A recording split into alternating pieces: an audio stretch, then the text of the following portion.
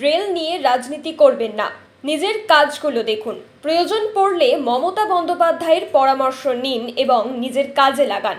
কেন্দ্রীয় রেল মন্ত্রীকে এমনভাবেই কটাক্ষের সুরে বিঁধলেন তৃণমূল নেতা কুণাল ঘোষ। আর কি বললেন তিনি, শুনুন। সেগুলো সেই মমতা বন্দ্যোপাধ্যায়েরই শুরু করা, ফলে এখানে রেল নিয়ে রাজনীতি করতে আসবেন না।